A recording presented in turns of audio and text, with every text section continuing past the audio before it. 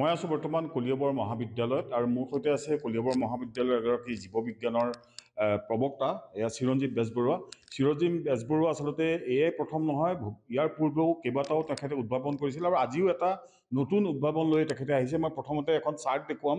এই চাৰ্টখনত কিছু ইয়াত এনেধৰণৰ ফটোগ্ৰাফ ইয়াত লগাই থোৱা আছে যে তেখেতে কিছুমান আমাৰ যি সচৰাচৰ আমি যিসমূহ কৃষি কাৰ্য কৰোঁ, সেই কৃষি কাৰ্যৰ ক্ষেত্ৰত দেখা যায় কেতিয়াবা আমাৰ খুব সুন্দৰকৈ কৰাৰ পিছতো বহু কৃষি বা সেই গছ মৃত্যুমুখত পৰে। গতিকে এই ক্ষেত্ৰত তেখেতে এটা উদ্ভাৱন কৰি উলিয়াইছে যাতে সেই ভেঁকুৰ যি গছজোপা মাৰি পেলোৱা যিসমূহ ভেঁকুৰ, সেই ভেঁকুৰসমূহ নোহোৱা কৰি গছজোপা সুন্দৰকৈ ডাঙৰ হ'বৰ কাৰণে যি ভেঁকুৰ প্ৰয়োজন হয়, সেই ভেঁকুৰ কেনেধৰণে যোগান ধৰিব পাৰি সেই ব্যৱস্থা তেখেতে এনেধৰণে উদ্ভাৱন কৰি উলিয়াইছে। মই পোনে পোনে তেখেতৰ পৰা জানিব বিচাৰিম কি ক'ব।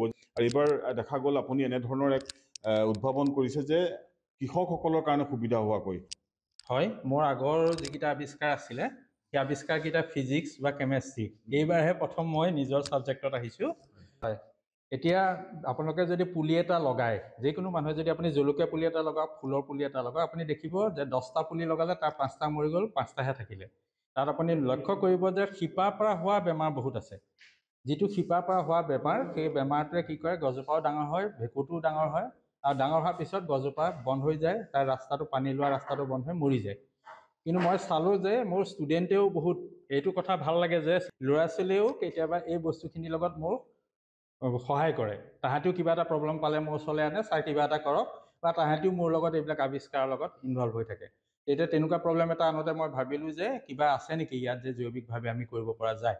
তেতিয়া আমি দেখিলোঁ যে ট্ৰাইকোডাৰ্মা নামৰ ভেঁকুৰ এটা আছে যিটো অলৰেডি ব্যৱহাৰ কৰে, কিন্তু সেইটো নহয় চিডৰ লগত দিয়ে বা নহয় মাটিত ডাইৰেক্টলি দিয়ে। কিন্তু প্ৰব্লেমটো আহে যে মই নিজে কৰি চালোঁ যেতিয়া, যে শিপাৰ ওচৰত নাথাকিলে তাৰ ভেলু নাথাকে। আপোনাক মই দেখুৱাব পাৰোঁ, চাব এই শিপাৰ ওচৰত এইটো ট্ৰাইকোডাৰ্মা ভেঁকুৰ আছে আৰু এইটোত নাই।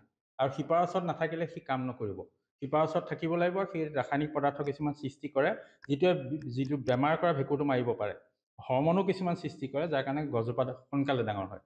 আৰু সেইটো কৰিবৰ কাৰণে মই এটা ভাবিলোঁ যে কথাটো যে মই এনেকুৱা এটা কণ্টেইনাৰ বনাওঁ য'ত কণ্টেইনাৰত ভেঁকুৰটো থাকিবই। আৰু যদি আমি গছজোপা তাত লগাই দিওঁ তেতিয়াহ'লে সেই কণ্টেইনাৰটোৰ সৈতে লগাই দিলে শিপাৰ ওচৰতে থাকিব। আৰু এটা প্ৰব্লেম আমাৰ সৃষ্টি হ'ল কলেজত, আমাৰ বহুত কলেজত আপোনালোকে গম পাব যে কাগজৰ ডাঙৰ এটা প্ৰব্লেম।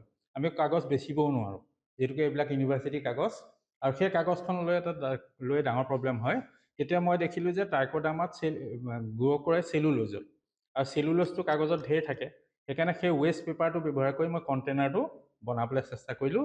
তাত ট্ৰাইকোডাৰ্মাৰ মই স্প'ৰ দি দিওঁ, ৰেণু দি দিওঁ, আৰু দি 10 দিনমান মই থৈ দিওঁ বনাই পেলাই। তেতিয়াহ'লে কি হয়, 10 দিনমানৰ মূৰত ট্ৰাইকোডাৰ্মা তাত গুজি যায় কাগজত, আৰু তাতেই মই যেতিয়া গছপুলিটো গজাই পেলাই ৰুই দিওঁ, তেতিয়াহ'লে ট্ৰাইকোডাৰ্মাটো শিপাৰ ওচৰতে থাকে। তাৰ ফলত মোৰ নিজৰ এক্সপেৰিমেণ্টতে মই দেখিছোঁ মই বেঙেনাৰ প্ৰটেকশ্যন দিব পাৰিছোঁ, জলকীয়া প্ৰটেকশ্যন দিব পাৰিছোঁ। সেইকাৰণে মই ভাবোঁ যে এইটো ছাকচেছ হ'ব, আৰু মই সেইকাৰণে পেটেণ্টটো এপ্লাই কৰিলোঁ, আৰু আশা কৰিছোঁ যে মই ইয়াৰ ওপৰত মই পেটেণ্টটো পাম। নিশ্চিতভাৱে মই তেখেতে যিসমূহ কণ্টেইনাৰ তৈয়াৰ কৰিছে, মই দেখুৱাবলৈ ক'ম কেমেৰা ৰাজুক। এইটো এটা তেওঁ হাতেৰে তৈয়াৰী এটা যন্ত্ৰ তৈয়াৰ কৰি লৈছে, আৰু লৈ এই পেলনীয়া কাগজৰ দ্বাৰা এনেধৰণৰ এই কণ্টেইনাৰটো তৈয়াৰ কৰিছে। আৰু ইয়াতে এটা গছপুলি ৰুই, জলকীয়া হওক বেঙেনা হওক, এটা পুলি ৰুই তেওঁ যেতিয়া মাটিত দি দিয়া হ'ব, আৰু কিছুদিনৰ পিছত লহপহকৈ বাঢ়ি আহিব, আৰু তাত কোনো ধৰণৰ ভেঁকুৰে গছজোপা মাৰিব নোৱাৰে। ইয়াত যিটো প্ৰয়োজনীয় ভেঁকুৰ, সেই ভেঁকুৰটো ইয়াত দি দিয়া হৈছে, আৰু সেইটো দি দিয়া মানে আচলতে এই পেপাৰতে আছে। ইতিমধ্যে তেখেতে উল্লেখ কৰিছে যে কাগজত সেই ভেঁকুৰটো, আমাৰ প্ৰয়োজনীয় ভেঁকুৰটো থাকে। গতিকে তেখেতে পেলনীয়া কাগজৰ পৰাই এই কণ্টেইনাৰটো তৈয়াৰ কৰিছে, আৰু তাতে গছপুলি দি কৃষকসকলে খেতি কৰিব পাৰি। মই তেখেতৰ পৰা জানিব বিচাৰিম এটা কথা, যে যেতিয়া কৃষক এগৰাকীয়ে বহল ভিত্তিত কৃষি কাৰ্য কৰিব, তেতিয়া এনেধৰণৰ কণ্টেইনাৰ তেখেতে কম সময়ত কেনেধৰণে তৈয়াৰ কৰিব, যিহেতু 10-15 বিঘা ভূমিত যেতিয়া একেলগে কৃষি কাৰ্য কৰিব, তেতিয়া কেনেধৰণে সম্ভৱ হ'ব? হয়, আমি এতিয়া চাওঁ, আমি নাৰ্জী পুলি কিনো। নাৰ্জী পুলি কিনো আপুনি ধৰক কোম্পানীটো ইনকা নাৰ্জী যোনটো কিনো, এটা কণ্টেইনাৰত কিনো আমি সদায় এটা কণ্টেইনাৰত কিনো, 5 টকাত কিনো। মই ভাবোঁ যেতিয়া এইটো কমাৰ্চিয়েল স্কেলত আৰু মেচিনটো উন্নত হ'ব, অট'মেটিক হ'ব, তেতিয়া সস্তাতে কণ্টেইনাৰটো দিব পাৰিব। আৰু সেই কণ্টেইনাৰ, মেচিন বা গোটেই পদ্ধতি, গোটেই বস্তুটো লৈ পেলাই এটা বেপাৰ হ'ব, আৰু তাত এটা এমপ্লয়মেণ্ট ক্ৰিয়েট হ'ব, আৰু কৃষকেও সস্তাত এটা নিজৰ খেতিৰ প্ৰটেকশ্যন এটা পাব।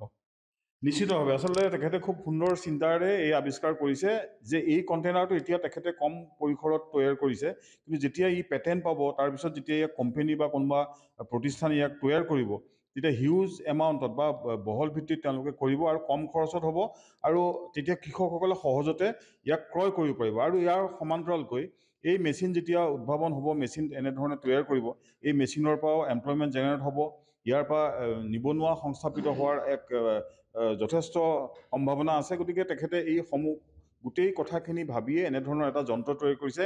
কৃষকসকল উপকৃত হোৱাৰ লগতে এগৰাকী নিবনুৱাও উপকৃত হ'ব, নিবনুৱা সংস্থাপন হোৱাৰ তেখেতে আশা পুহি ৰাখিছে। আৰু মই তেখেতৰ পৰা আৰু এটা কথা জানিব বিচাৰিম, তেখেতে ইয়াত উল্লেখ কৰিছে আমাক আমাৰ পৰা ৰক্ষা কৰক। ইয়াৰ কি আপুনি ইয়াৰ অৰ্থটো কিয় এনেধৰণে? হয়, তাৰমানে এটা কথা আচলতে তলত সোমাই আছে বহুত, আমাৰ গোটেই পৃথিৱীতে এনেকুৱা এটা হৈছে। এই কাৰণটো কি মই ধৰিব পৰা নাই, কিন্তু আচলতে যেতিয়া COP21 হৈছিলে পেৰিছত, যেতিয়া এটা গ্ৰুপ অফ কাণ্ট্ৰিজৰ এটা আলোচনা হৈছিলে, তেতিয়া তাহাঁতি ধাৰণা এটা লৈছিলে যে আমি এটা কম্পিউটাৰ চিমুলেশ্যন কৰি মডেল এটা বনাইছিলে আৰু তাৰপৰা লৈছিলে যে যদি 2 ডিগ্ৰী তলত ৰখা নাযায় টেম্পাৰেচাৰ, যিটো গোলকীয় উষ্ণতা বাঢ়ি গৈছে আৰু সেইটো 2 ডিগ্ৰী তলত যদি ৰখা নাযায় তেতিয়াহ'লে পৃথিৱীখন ধ্বংসৰ মুখলৈ যাব। কিন্তু সেইকাৰণে তাত এটা ৰিজলিউশ্যন লৈ অহা হৈছিলে যে 1.5ত আমি ৰাখিমেই। কিন্তু লাহেকৈ যোৱা বছৰ 24-25ত কিন্তু যেতিয়া গড় উষ্ণতা লোৱা হ'ল, তেতিয়া দেখা হ'ল যে 1.5 ডিগ্ৰী ক্ৰছ হৈছে। আৰু মই যিমানখিনি উদ্ভাৱন কৰোঁ, মই এটা ক্লাইমেট চেঞ্জৰ কথাটো মনত ৰাখোঁ সদায়। ধৰক এইটো উদ্ভাৱনে আপোনাৰ ৰাসায়নিক কেমিকেল ব্যৱহাৰ কৰা কম কৰিব, আৰু কেমিকেল কম হ'লে ফেক্টৰী কম বনিব, পাৱাৰ কম চ'ৰ্চ হ'ব। মোৰ আগৰ উদ্ভাৱনবিলাকো সেই ৰিলেটেড কথা এটা আছে। এইটো এটা মোৰ ফাইট ক্লাইমেট চেঞ্জৰ এগেইনষ্টে, আৰু মই সেই ফাইটৰ কাৰণে এনেকুৱা ধৰণৰ আৱিষ্কাৰৰ অনুপ্ৰেৰণা পাওঁ, আৰু সেই অনুপ্ৰেৰণাৰ কাৰণে মই তেনেকুৱা ধৰণৰ সৃষ্টি কৰিবলৈ চেষ্টা কৰোঁ।